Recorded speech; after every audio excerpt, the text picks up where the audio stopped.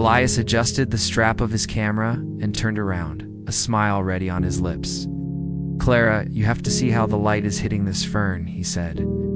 He expected her soft laugh, or the crunch of her boots on the gravel. Instead, he was met with absolute silence.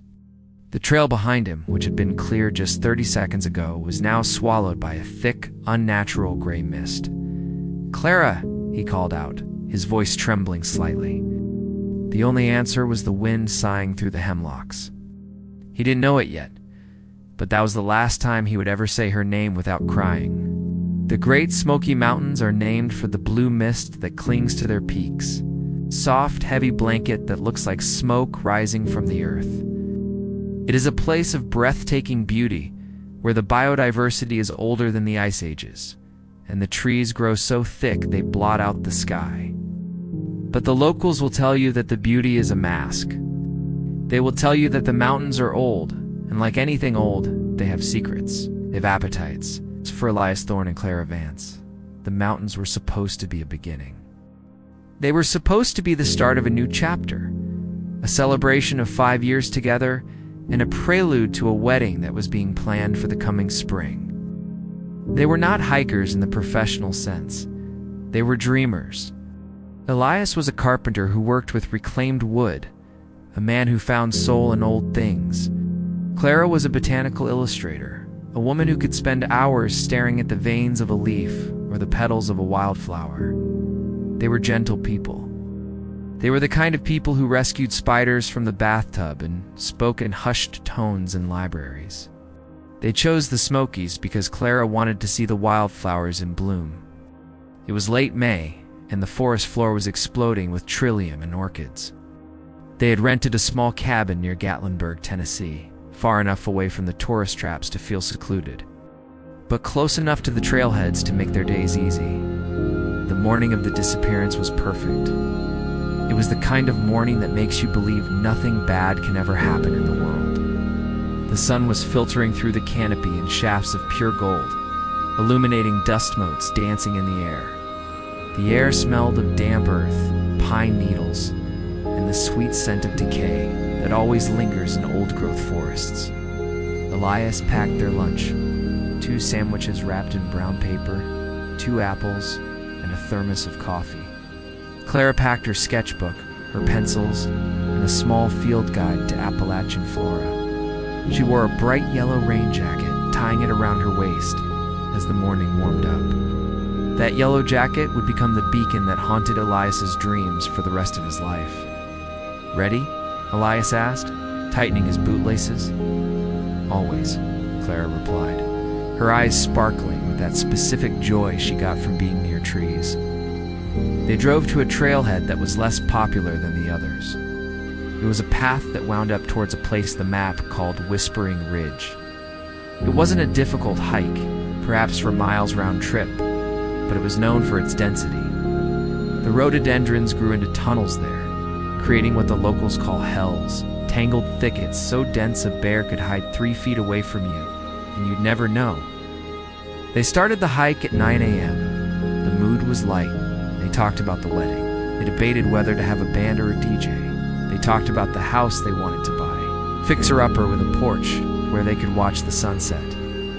They were building a future with their words, laying down bricks of hope on a trail that was leading them toward a cliff edge. By 10:30 a.m., they were deep in the woods. Sounds of the highway had long since faded, replaced by the chirping of chickadees and the rush of a distant creek. Isolation was comforting. It felt like they were the only 2 people on Earth. Elias stopped to take a photo of a moss-covered boulder. Clara walked a few paces ahead, her eyes scanning the ground for rare blooms. "Look at this, Eli," she called back, crouching down near the root system of a massive oak tree. "It's a lady's slipper. Pink ones. They're rare this far up." Elias smiled, fiddling with his lens cap. "Hold on, let me get the light right." He took perhaps 20 seconds. He adjusted his aperture, framed the shot of the moss, and clicked the shutter. He looked at the preview screen, satisfied. He said, looking up, "Show me the flower." He walked the 10 yards to where she had been crouching. The oak tree was there. The roots were there. The pink lady's slipper was there, swaying gently in a breeze that suddenly felt much colder than before. But Clara was not. Elias stopped, blinked, expecting his eyes to adjust, expecting her to be behind the tree. "Clara," he said. His voice was casual, not yet afraid. Thought maybe she had stepped off the trail to relieve herself. He waited 5 seconds, 10 seconds. "Clara, honey," he said, louder this time. No, just silence. An absence of sound. The birds had stopped singing. The wind had died down. It was as if the forest was holding its breath. Elias walked around the massive oak tree. Nothing. Just ferns and fallen leaves. He spun in a circle. "Clara, stop playing around. Come on." Panic is a cold thing. It starts in the stomach and shoots up into the throat. Elias felt the first prick of it. He looked at the ground, saw the faint impression of her boot in the mud near the flower, pointed toward the dense road at entry. Thicket the hell. Why would she go in there? There was no path. "Clara," he screamed, his voice cracking. He plunged into the thicket. The branches scratched at his face and arms, tearing at his clothes. It was a labyrinth of twisted wood and glossy leaves. "Clara, answer me!" He pushed through for 50 yards, his heart hammering against his ribs like a trapped bird. He stopped to listen. Nothing. He ran back to the trail, thinking maybe she had gone back the way they came. He ran down the path for 5 minutes, shouting her name until his throat was raw. He saw no one. He ran back up to the oak tree. He was panting, sweating, his mind trying to process the impossible geometry of the situation. She was there, then she wasn't. It had been less than a minute. He checked his phone. No signal, of course. He looked at his watch. AM. He sat down on the roots of the oak tree, trying to calm his breathing, trying to think rationally. She must have wandered off. She must have seen something. She would be back in a minute, laughing at him for worrying. He waited. 10:50 a.m., 11 a.m., 11:15 a.m. The light in the forest began to change. The golden morning sun was being swallowed by clouds that had rolled in over the ridge without him noticing. The temperature dropped 10 degrees in minutes.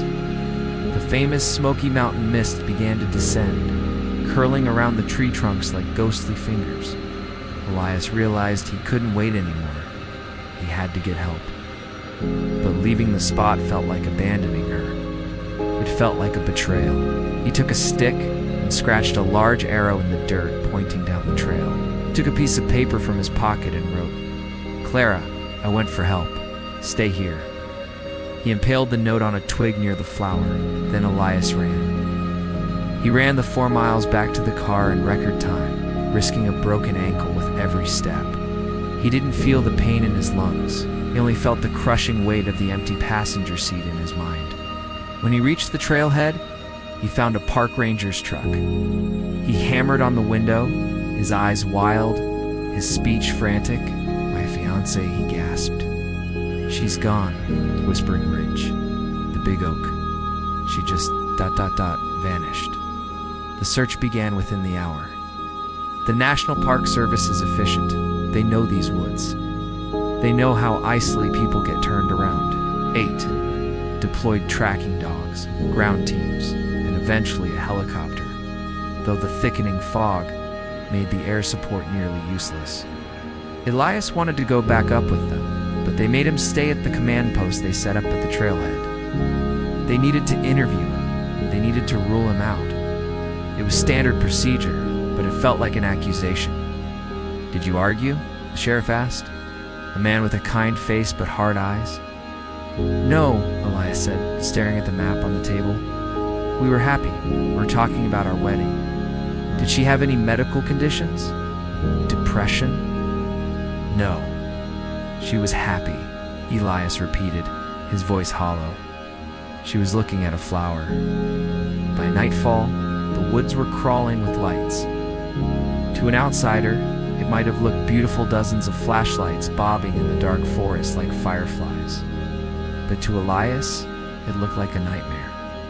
Every time a radio crackled, his heart stopped, bass, This is Team Alpha.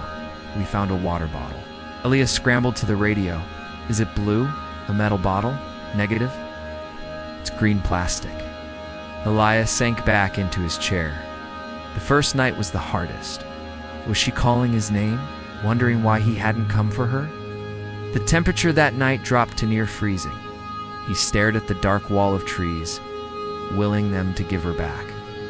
Day 2 came. More volunteers arrived. The community around the Smokies is tight-knit. People brought food, coffee, and fresh legs for the search. But the dogs were confused. It's like she lifted off the ground, the handler said, looking perplexed.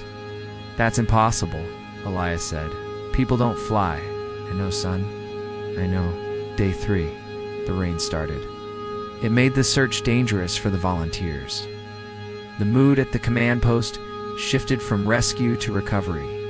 Elias refused to accept it. He went out with a rogue group of volunteers, defying the sheriff's orders. On the 7th day, the official search was suspended. The woods... Sometimes the woods just keep things. Elias didn't scream. He didn't fight. He just went numb. Part of him died in that plastic chair under the command tent. He drove back to the city alone. The drive home was a blur. He kept glancing at the passenger seat, expecting to see her sleeping there, her head resting against the window. Elias couldn't go back to work. He couldn't look at wood, couldn't create. He moved out of their apartment because everything in it smelled like her shampoo. Reading about other disappearances in the national parks, he read about the missing 411, about paradox undressing, about cave systems that could swallow a person whole. He developed theories. Maybe she was abducted. Every weekend for 2 years, Elias drove back to the Smokies. He hiked the trail to Whispering Ridge.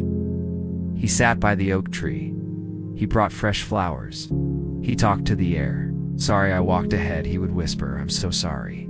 He became a ghost in the town of Gatlinburg. The locals knew him. They looked at him with pity, which he hated. Elias saw the woods in all their forms. He began to hate them. He hated the indifference of nature. The trees didn't care that his heart was broken. They just kept existing, ancient and cold. Elias had slowly started to function again. He was working part-time. He had stopped going to the forums, but he never dated. It was the sheriff from the Smokies. Did you find her? Not her son. But they found her bag. Elias drove the 4 hours in 3. His hands shook so hard on the steering wheel, he had to pull over twice. It was dirty, stained with mildew, and chewed by animals in places, but Elias knew it instantly. He had bought it for her birthday. It's steep, rocky terrain. We haven't opened the waterproof compartment yet. We waited for you. Inside the main pocket, there was a crushed water bottle, a granola bar wrapper. Clara always wrapped her sketchbooks in heavy-duty plastic to protect them from the humidity. Elias pulled it out. He found the edge of the tape and peeled it back. The sketchbook slid out. It was pristine. The first few pages were drawings of the cabin, the view from the porch, a sketch of Elias sleeping. He turned the pages, his tears falling onto the paper. Then the drawings changed. There was a drawing of the thicket. I can't climb back up, called for Elias, but the wind is too loud.